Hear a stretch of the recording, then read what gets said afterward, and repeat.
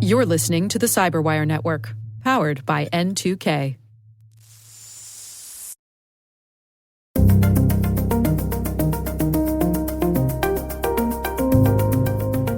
One of the nice things for the bad guys, to make their life easier, is that DEC is a very low-tech crime.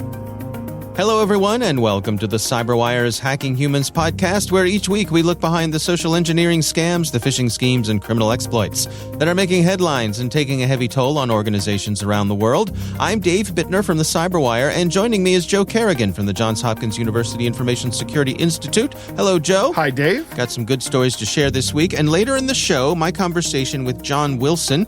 He's a senior fellow threat researcher at Agari by Help Systems. We're discussing business email compromise attacks. The start of the year is a great time to take that next step in your education, career, and beyond. Rely on N2K certification prep to provide the tools to help boost knowledge, skills, and confidence to get you there. And now, for a limited time, all N2K certification practice tests are 40% off. Visit n2k.com/certify and use promo code N2KVDAY. That's N2KVDAY to save 40% on your purchase. That's n2k.com/certify with promo code N2KVDAY. Offer ends Monday, February 19th. Happy learning.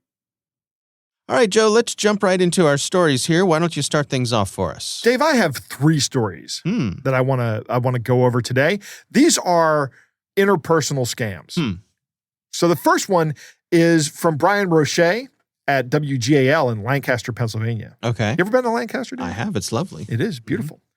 He's talking about the secret shopper scam. And this scam has been around for years, but now it's coming back. So here's how this works. Maybe you apply to be a secret shopper. You see an ad and you say, I want to be a secret shopper. Or maybe you just get this mail and actual mail delivered to you. It says, congratulations on being accepted for being a secret shopper. You're going to have fun and you're going to get to improve customer service. Here's what you need to do. Take the enclosed check, deposit it into your bank account, and then take that money and go buy some, wait for it, gift cards. Then send us the gift cards and keep the difference.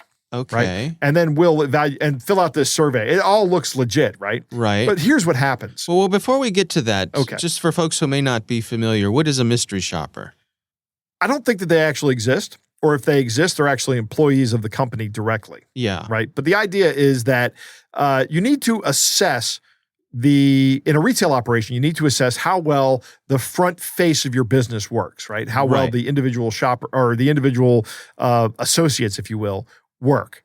I don't think a lot of companies do this anymore. I think they used to do it. I don't know if they to what frequency they did it. Long ago, my wife worked at the Disney store, and they had mystery shoppers come in from corporate. Did they? And this is when the Disney store was owned by Disney. I think it's been, sort of sold off, right. Whatever. But and the funny thing was for them, a perfect score for a Disney store was 101 Dalmatians. Right. So that's awful. So if they did, that is terrible. If they got a perfect score, they got a pin that had a little Dalmatian on it, and it said 101, and that was a badge of honor for the store. Okay. So, but this was 20 years ago. Yes. I don't know what companies still incur this cost because companies that have brick and mortar stores are now competing with a lot of online retailers. Right. And judging from the customer service I receive when I go into these stores, and this may be the grumpy old man in me talking, I'm going to assume that they don't do very much of this anymore. Okay. Or these people wouldn't treat me this way. But it is just a scam. You have not been magically selected. If there is a mystery shopper, it is probably a corporate employee, as you said. The check will bounce and you'll be out the money. I see. That's what happens. So you send these. It's just a gift card scam with which is a kind of a new scam because we have gift cards now than we didn't have those 40 years ago, 30 years ago. Right. But now it involves this floating check scam, which is a very old scam. I see. Right. It may have been that you send the merchandise off in the past and then keep the difference, and then the check bounces. But now that merchandise can be sent electronically in the form of gift cards. So if you get one of these checks, just throw it away. You've been targeted by a scam. you may want to call the bank and let them know, the bank on the check, and say, I got this check here. I know it's going to bounce, but somebody's using your information. Right. There may not be much they can do. Maybe they want you to send it to somebody to have it looked at. I don't know. Yeah. I've never been involved in one of these, so I wouldn't know. But I would say secret shopper scams are almost always a scam. The whole, from the advertisement to the check, it's fake. Next, Hank Winchester from Click on Detroit has a story about utility impersonation fraud. DTE Energy, which I guess used to stand for something. Probably Detroit something energy. Yeah. Right. Yeah, maybe just Detroit Energy. Who knows? Right. BG&E used to stand for Baltimore Gas and Electric. Right. Now it's just BGE. That's what the company is. And it's owned by I think Constellation Energy. Yeah. Now that's probably old. It doesn't matter. People are calling DTE customers saying, hey, I'm from DTE and you need to make a payment right now.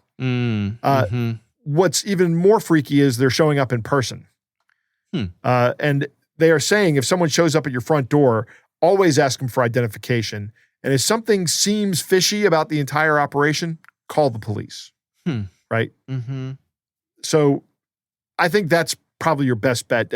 I don't know that do people show up and knock on the door and say, I'm going to shut the power or the water off if you don't give me payment right now? No, they do not. They send you a notice that says that, you get right? several nasty grams in a row. Right. And I think they, turning off your water, certainly any of those utilities, I mean, they try as much as possible to not do that because it could be life-threatening It for can people. be. So I think there may even be laws against doing it in certain times of the year. Yeah. So no, they're not going to show up at your front door demanding cash. Right. That's for sure. I mean, I remember from back when I had my own business that folks would come to the door all the time trying to sell me long-distance service.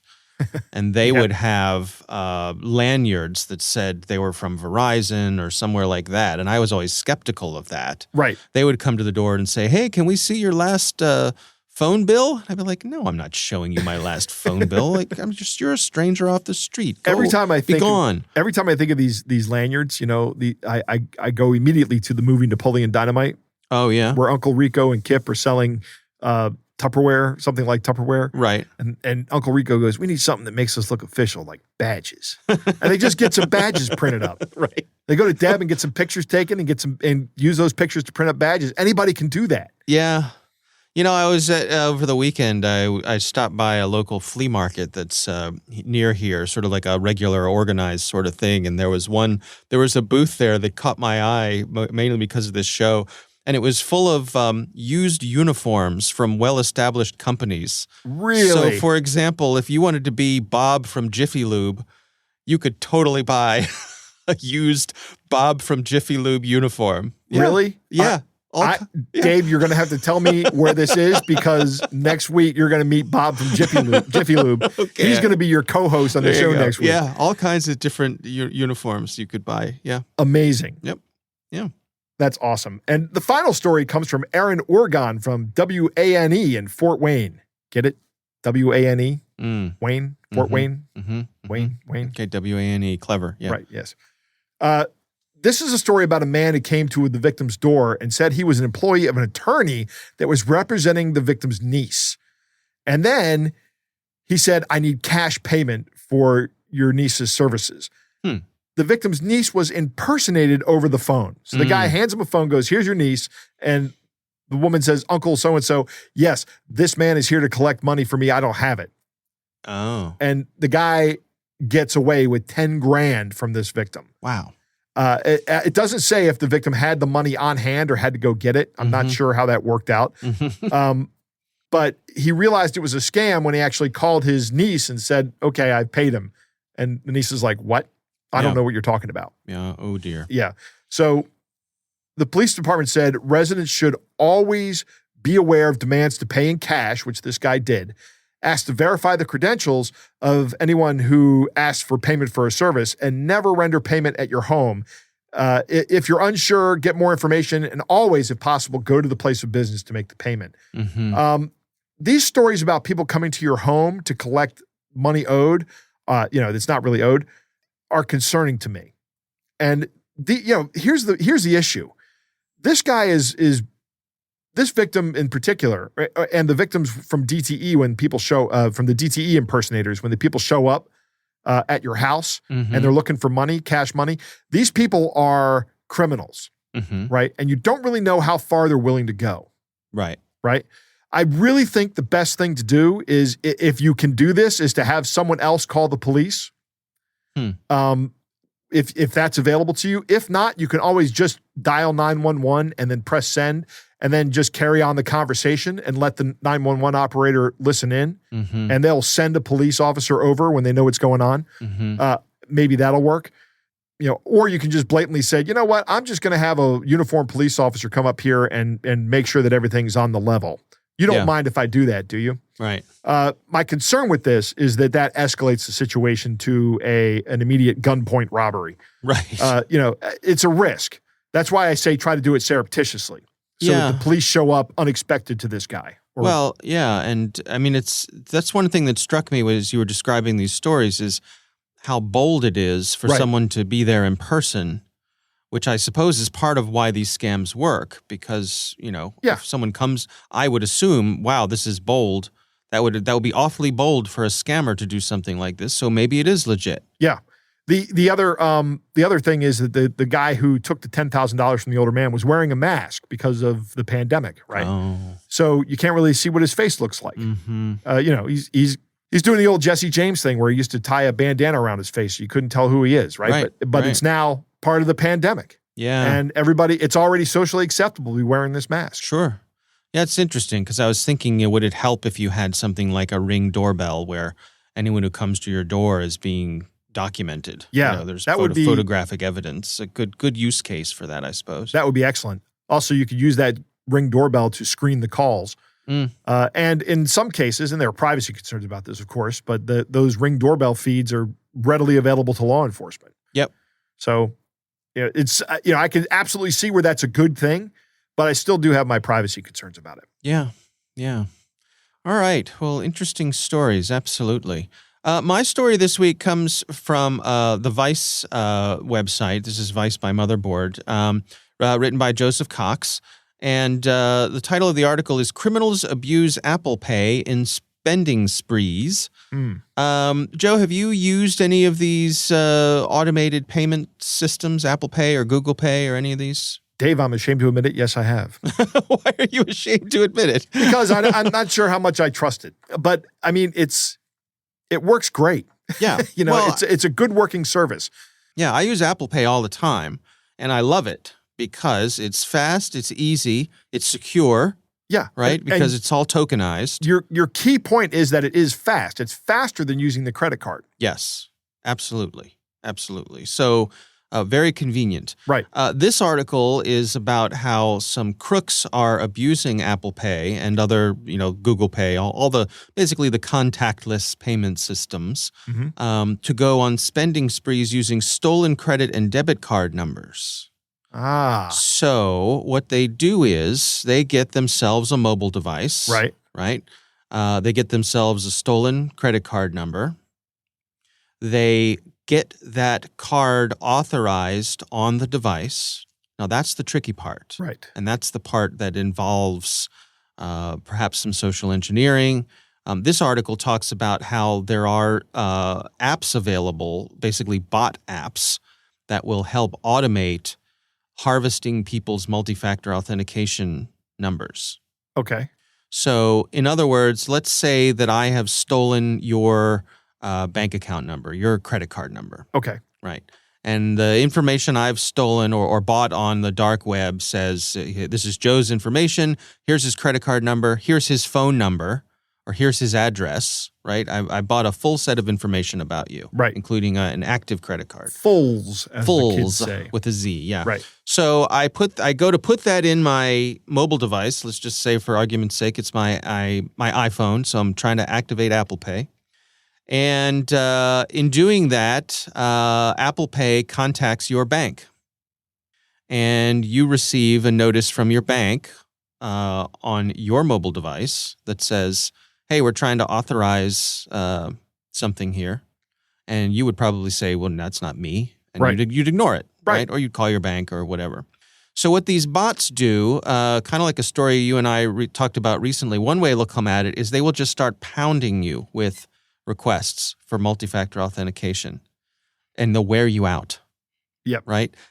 You're just like, what do I have to do to make this stop? Right. Right? And so that's one way they'll get you to give it away.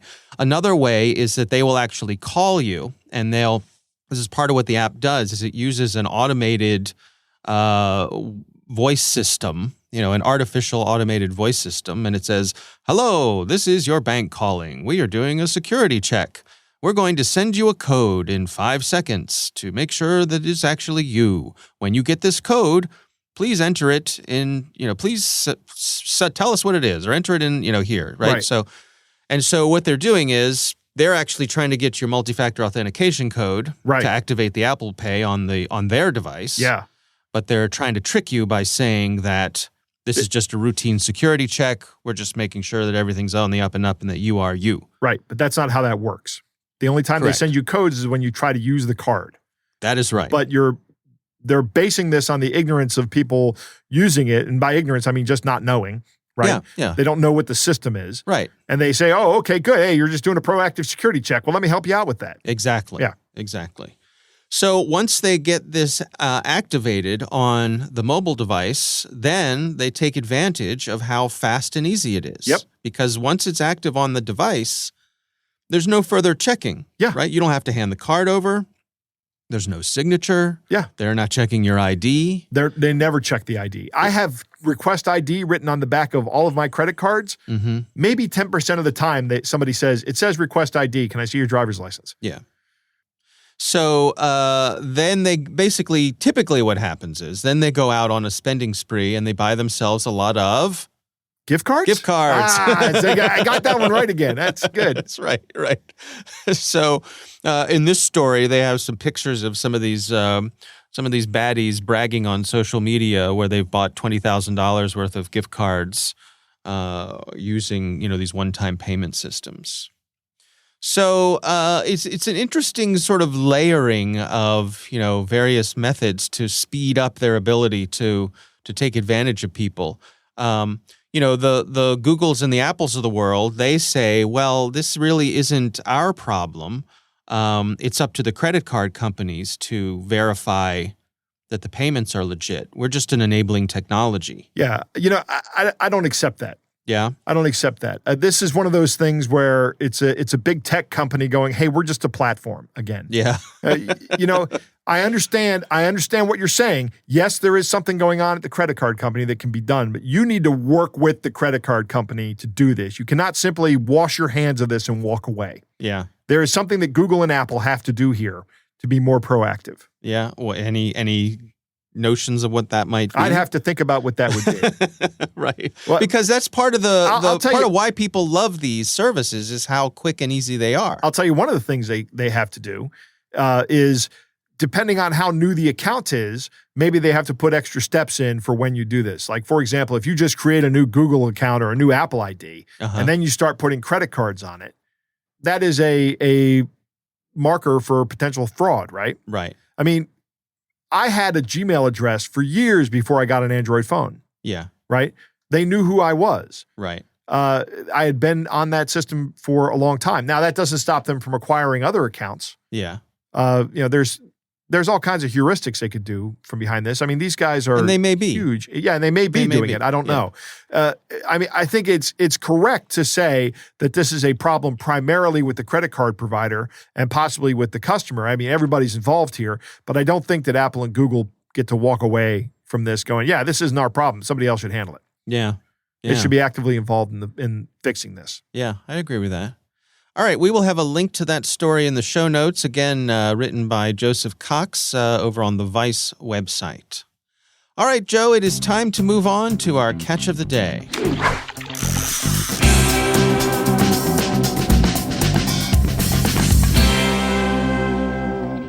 Dave, our catch of the day comes from a listener named John who sent this one in.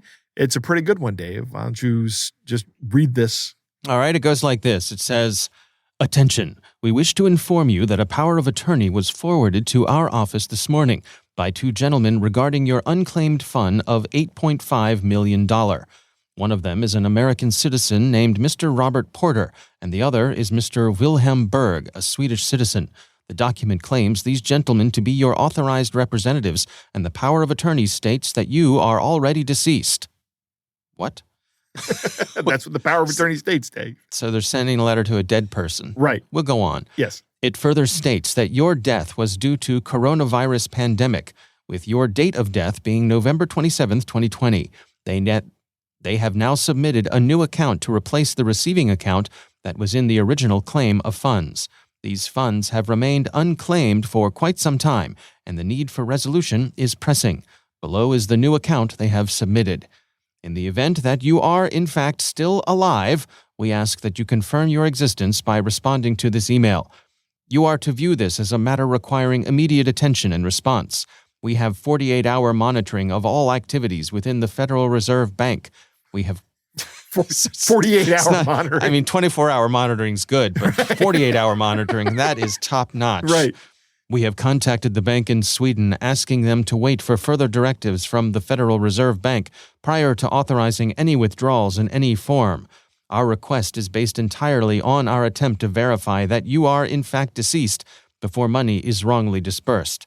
Finally, we forewarn you that if we do not hear back from you shortly, we will have to assume that you are in fact deceased, and the Federal Reserve Bank will proceed with releasing funds to the above newly submitted account. Sincerely, Jones Williams. Jones Williams. Mm. The guy, I know people that had two first names. Yeah. Right? But two last names? Jones Williams? I mean, Johns Hopkins had two last names. Yeah, right? there you go. Yeah, sure. It happens. It does. I love that they have stated the account is opened in Sweden. You know, those Swedish bank accounts, Dave. Oh, that right, of course. That's where you keep all your secret money. Well, that's in Switzerland, but oh, sorry, you're right. This is a Swedish bank account. Swedish bank account, Swiss bank account. See, there you go. These guys have made a mistake. Ignorant Americans. That's right. All right. Well, I think this is. I think they probably meant to put Switzerland in, right? Yes. But they probably made the same mistake you did and put Oh. Sweden in. Oh, goodness gracious. I love the 48-hour monitoring of all activities. That's great. Pretty good. John's comment was, if you aren't dead, please email us back. That was his favorite thing. That reminds me of in school when the teacher would say, everyone who's not here, raise your hand. Right, exactly. Yeah. All right, pretty obvious scam here. I suppose if you follow up on this, they're going to ask you for some money in order to release your money. Scam where, you got this $8.5 million in this bank account, but we need some money to release it to pay taxes. If you give them any money, all that happens is they keep asking for more money. Right. They keep asking for more money until you stop sending the money. That's right. Right. So nip it in the bud. Right. Don't send any money. You just send us the email. It'd be great to send them back a letter that says, bad news. I am in fact dead. Please I am writing to you from the great beyond. I wonder what happens if you do that. That would be a good, that would be a fun experiment. Mm-hmm. I suspect nothing would happen. They probably, because they probably know right away that you're messing with them. Yeah, probably. All right. Well, again, our thanks to John for sending that in. We would love to hear from you. You can send us something to be considered for our show. It's hackinghumans@thecyberwire.com.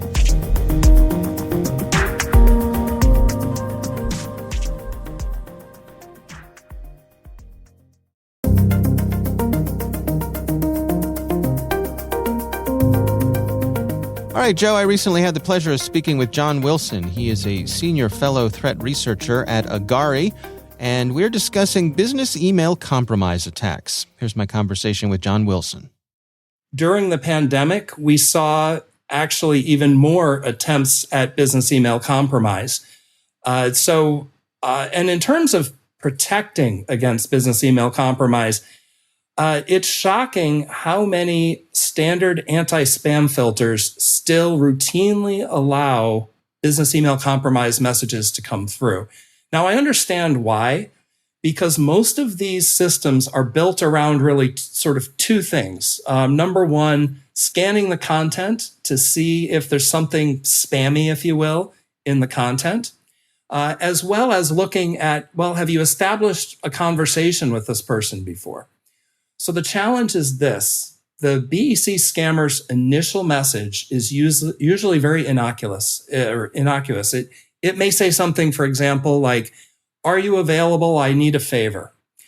And looking purely at the content, you can't block every message that says, "Are you available? I need a favor," because obviously there could be plenty of messages where that would be, a completely legitimate business, conversation starter.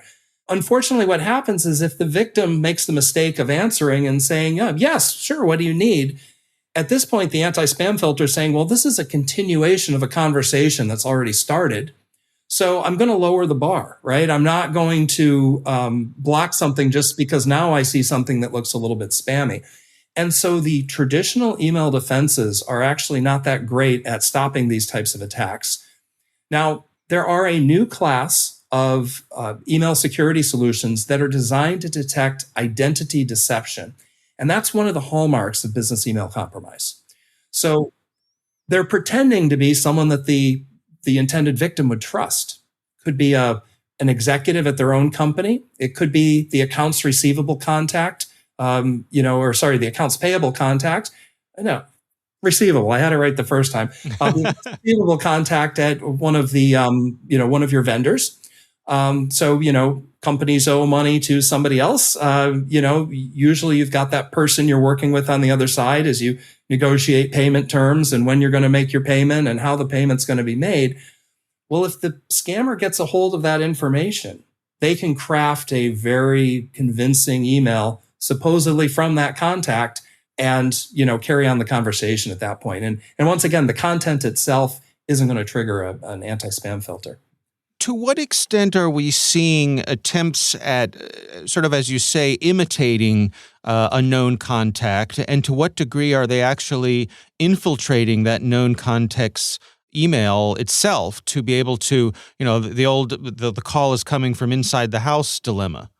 That's an excellent question, Dave. And so we see it as being about 95% of the time they are simply imitating. They're using one of four techniques to do this. One is what's known as the email domain spoof. So this is where I just simply say that, I use the email address in the from header of the person I want to impersonate, but I put a different reply to that's typically going to go back to, some webmail account. When the person looks at the address, everything checks out, right? It says the right address on the line, but when they hit reply, it's going back to a different address. The second technique, and we see this one maybe about 10 to 15% of the time in business email compromise, is what's known as a lookalike domain. So, if I wanted to pretend to be Microsoft.com, I might go register Microsoft.com, switch up a letter or two, or I might change the C, I might just change to an O, so it's Microsoft.com. Most people aren't going to notice that slight adjustment or that slight, wrong entry. The third technique is what we refer to as the display name imposter. So every email address has two pieces. It's got the technical part, the actual address, something like, john@gmail.com. But there's that other part that might be something like John Wilson. And so all they have to do is create some free webmail account. And when it asks their name, they don't put, their actual name. They put the name of the person they want to impersonate. That makes up the vast majority of attacks. I would say probably on a given day, 60 to 70%. So to get back to your original question, it's that fourth type, the compromised account, that makes up about, 5%, I would say, of the attacks. Now, there's two ways to utilize a compromised account. One is I literally send the email out of your account, and I put some rules in place to make sure that that reply is going to quickly get moved to some hidden folder so that the real mailbox owner, if they happen to be in there, isn't going to even be aware that their mailbox is, that they're kind of on a party line sharing it with the scammer. That is not particularly common, however, because one of the challenges there is the scammer could lose access to that mailbox partway through the interaction, right? All it takes is that the person logs in at just the right moment and catches that message in the inbox for a second before it's moved to some hidden folder, and they may realize that something is amiss. So more often than not, what the criminal does instead is they compromise the mailbox. Then they essentially put a tap on the line. And so what they do is they create a rule that says, anytime you see a message coming in or out of this mailbox with the word payment, invoice, bill, due, et cetera, a whole list of financially related keywords, move that message to the trash and forward a copy of it to this random, yahoo.com account, for example, some random webmail account. Now what happens is the scammer is in the conversation. They're getting a copy of everything. And if they reply, they reply all and then just remove the original person off of it, all the history is there. And so it's going to look like they're, part of the conversation when in fact they're really not. They're actually they've just been listening, and at this point, they kind of jump into the conversation and shut the real mailbox out of there. And this is particularly common in real estate scams, as well as invoice diversion scams. So it's interesting to me that the folks who are doing this, the bad folks who are doing this, they don't necessarily have to increase the sophistication of what they're doing because what they're doing works. Well, exactly. As the old adage, if it ain't broke, don't fix it. One of the nice things for the bad guys, to make their life easier is that BEC is a very low-tech crime. All you really need is a free webmail account to get started. Now, all of the other information you may need is freely available. Go run a search on LinkedIn and you can probably figure out, who's the CEO, who's the CFO, who's in charge of payments, or just go to the corporate website. Most companies have a page about our leadership. You can go to their partner page and realize that, these guys have a partnership with, these 5 other companies. Maybe I'll pretend to be one of those companies when I send the email. And then there's third-party marketing, what I call like marketing database or marketing aggregation services. Now, these services are intended to be used by marketing professionals. So you want to sell your product, say, to finance managers at medium-sized companies in the oil and gas industry in Texas. They'll let you target those specific folks, and you can do that data extract and do a mailing. Well, the BEC criminals will go and they'll set up a trial account on these very same services, and the trial account will usually let them get, so many free records in a given time period. And for the criminal, all he does, he uses the free trial, and when that free trial runs out of free credits, spin up a new email address, sign up again, and continue where they left off. And this allows them to get very targeted lists of folks, so they can craft a lure that's designed for a specific industry, a specific company size, a specific persona within an organization. So what is to be done then? I mean, it seems to me like so much of this relies on the human side of things. Is this a training thing with our employees, or what's the blend of technical solutions but also vigilance on the side of the users? Absolutely. So it's really all about defense in depth. And by that, I mean, there's no one silver bullet that's going to stop this problem. So I would say at a minimum, you definitely need your anti-spam filter, right? Even though it doesn't block a lot of the BEC attacks, it does catch a small number of them. And more importantly, it's doing a lot of very other important things. For example, stopping a lot of those messages that would fish someone out of their email credentials in the first place. Second thing you need is one of these advanced sort of impersonation detection based solutions. Now, Agari by Help Systems does offer one. It's called Agari Phishing Defense. There are other ones out there in the marketplace. So again, I don't mean for this to be a commercial advertisement, but I feel that those are an essential part of the stack. The third thing that you need that's really, I consider it a technology solution because it's sold as such, although it's really kind of what you would refer to before. It's training. Once again, our partner company, Fish Labs by Help Systems, does offer phishing simulation training. There are other companies out there as well that do that. And so to me, that is another essential thing. And the folks, anyone in your company can become a victim. But if, your IT budget is very tight, you may want to focus on certain groups of users. Folks in your finance team, folks in HR, folks that manage, access to systems. and executives. Those are the folks I think that need, if you couldn't afford to get every single line worker and every single person who's got an email address at your company, if you can't afford to get them the training, you really want to prioritize and focus on the groups that I just mentioned before.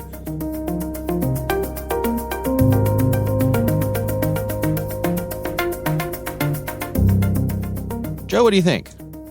BEC is not going away because it is remarkably profitable. Yeah. Just a couple of weeks ago, you asked me what is the most profitable form, and for some reason, I couldn't remember which it was, but it's business email compromise. That's where people make the most money. Mm-hmm. The short message, "Are you available? I need a favor." That's the one that got me that one time, Dave. Oh. That got me to respond instantaneously. Mm-hmm. And it was embarrassing when I went downstairs to meet with my boss, Dr. DeBurra, and one of the managers walks out of the office and looks me dead in the eye and goes, "I think that was a scam email." And I'm like, God, he got me. Right. But when I tell other people, or when I applaud people that we talk about in this show for coming forward, it's on me to also come forward for this kind of stuff too. This happens. It happens to everybody. Right. But those short messages go right through spam filters because there's so little in them, right? It's really just a simple message that makes perfect sense. And when you reply to that message, now you've changed the heuristics within the spam filter that says, okay, well, this guy has responded, so let's lower the bar, as John puts it. And that's exactly what these messages are intended to do. That's exactly what they're trying to do with these phishing systems or or these spam systems, or getting through the spam systems and getting you to interact with them. Right. Establish it as being legitimate communication. Right. I like to differentiate between business email compromise and impersonation, right? And I know the attacks are essentially the same, right? But when you have a business email compromise attack, I think that actually involves the compromise of an email account, either in your organization or in one of your organizations you do business with or that you partner with. Not just setting up some Gmail clone. And maybe I'm being pedantic here, but I think there's a difference in that a compromised account is a lot more difficult to detect than some fake account that was set up to impersonate somebody else. If I can compromise the CFO's email account, I'm going to have a much higher probability of success, much higher, because I'm sending an email from a valid email address. And it's interesting to see that that's only 5% of these attacks, that 95% of the attacks fall outside of that, don't use that method. Yeah. Right. But I would really like to see what the effectiveness rate is of that 5%. I'll bet that it's higher than anything else, like by orders of magnitude. A lot of this damage is done with open source intelligence gathering. That's from information that's out there. Right. I can find out who the CFO of any publicly traded company is.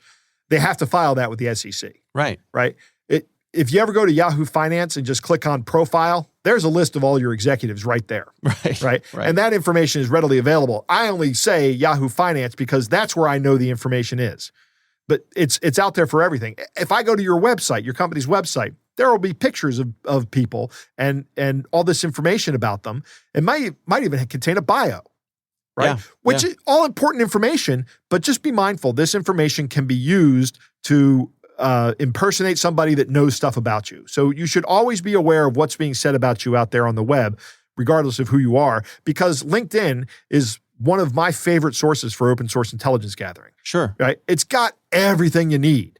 The vast majority of your employment history is on there. Right. I don't have my working at Chuck E. Cheese when I was 14 years old, but everything I've had that's been a tech job is on there. Right.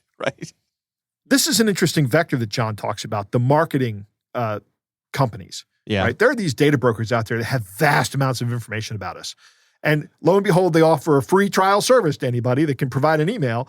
So guess what? These guys sign up for that free service, and for nothing, they get access to a few records that are potentially very profitable for them. I like what John says about defense in depth. That's very important. Spam filter is going to stop these things from coming in when they're doing credential harvesting, which is a big part of business email compromise. If I can get into your email account, if I can get into your Microsoft 365 account, the damage I can do, right? Yeah. Bad news. Impersonation detection. That's good stuff. Training is key, particularly about your processes. I think that I would also add multi-factor authentication. Right. That's going to be really helpful in stopping account takeover. Yep. And threat modeling. Understand who's going to be coming in and who's going to be targeted. I like what John says about where you spend your money. Spend your money on training on the most important people, the people that handle the most money. I think that's great. If you can't afford to train everybody, think about who you're going to train. Think about that hard. Yeah. I really like what John is talking about towards the end of this interview, where he talks about engaging these scammers, where he leads them on and he says he gets the information from them. Right. Like the bank account information they need to wire it to. This changes the economic calculus of this process. Setting up a bank account here is one of the more costly parts of this cybercrime. And when I say costly, it's costly in terms of time. Mm-hmm. You have to individually set up each one of these bank accounts and then hope that they don't get flagged for fraud. Right. Remember I was talking a couple of months ago about somebody opened an account in my name at a TD Bank. Oh, yeah. And that got flagged immediately for fraud. Right. And they shut it down within minutes of it being opened. So you've got to actually do that. You're actually going to have to put money into an account, right? So you have to have money to open an account. So there's actual real economic cost here. Shutting these down before they can be used probably wrecks these people's world. And I say good. Yeah. Right? Right. That's excellent. That's Right. good work, John. I really appreciate that. Yeah. Additionally, they can also go on to collect information like IP address and maybe even get some identities out of it. Yeah. And if they can get identities out of it, then they get law enforcement involved, and that's when they start really cleaning up these people, getting them out of the system. Yeah. Not that there isn't another million people behind them waiting to take their space. There is. Yeah. It's a never-ending battle. Well, we appreciate John Wilson coming on the show and sharing his expertise with us. Again, he is from Agari, from Help Systems. We appreciate him taking the time.